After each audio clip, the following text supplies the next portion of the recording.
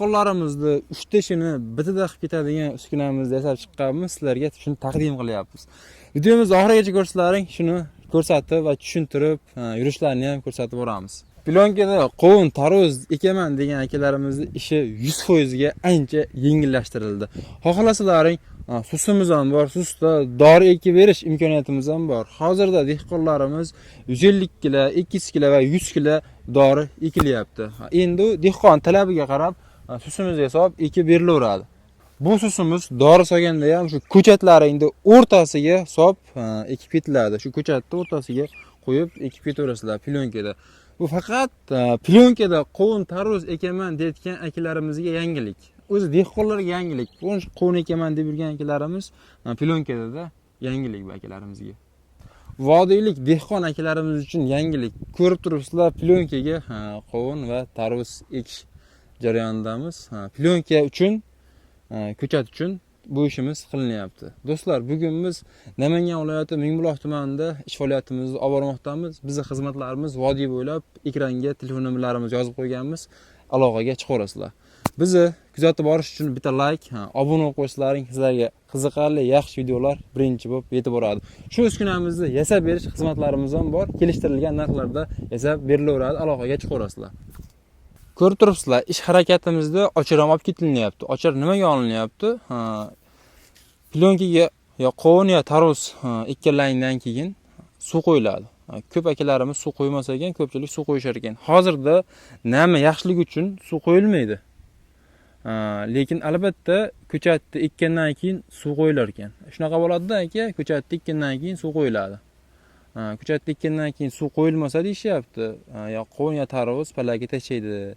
Qaysi holatlarda suv qo'yilmaydi deb so'rasam akalarimizdan, ko'lga ekishyapti, o'sha holatda suv qo'yish shart emas deb aytib o'tishdi. Endi bu narsa hamma yerda har xil.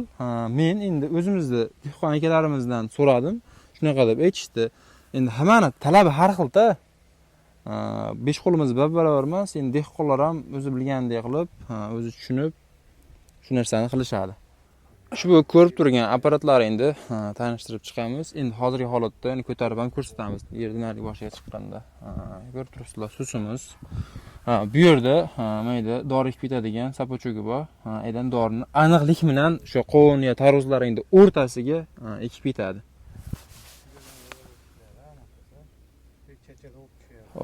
Bu uskunamizdan dehqonlar ham xursand. Dehqonlar ham intervyu beramiz deb turibdi. Dehqonlardan ham intervyu olamiz hali. Hozirgi holatda mana shu ko'rib turgan plyonkalaring yetimish holatda tortilyapti.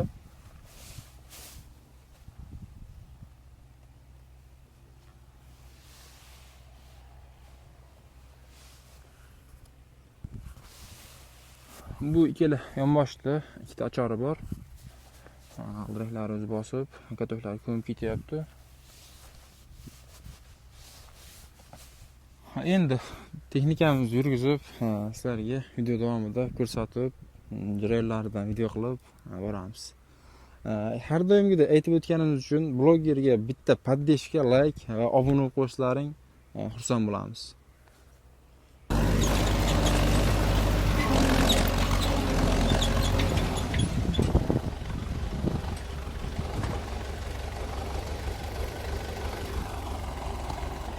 Ko'rib turibsizlar, o'tga chiqqandan keyin ketmon bo'ladi. Ketmonda plyonkalarni ko'mib qo'yiladi. Shundan keyin ketilaveradi.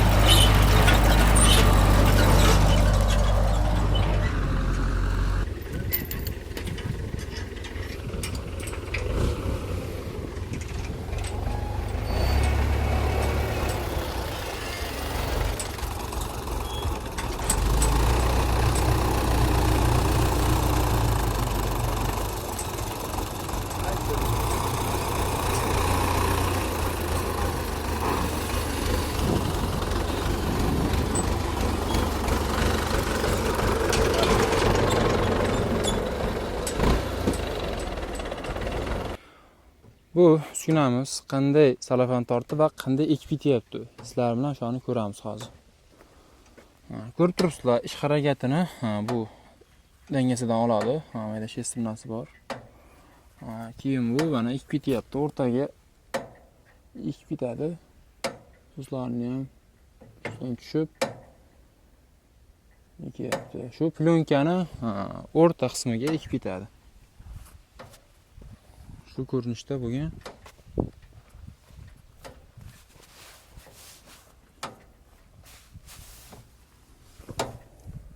Ishlarni ham ko'rib turibsizlar.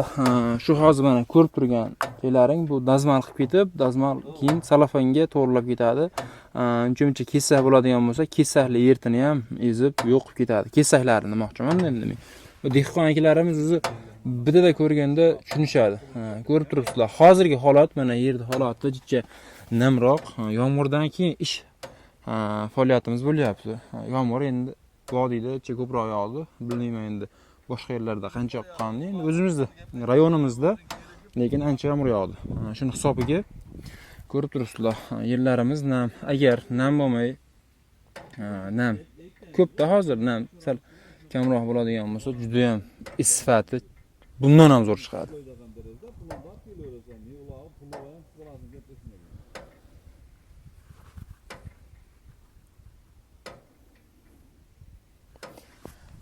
Shu holatda bo'lgan.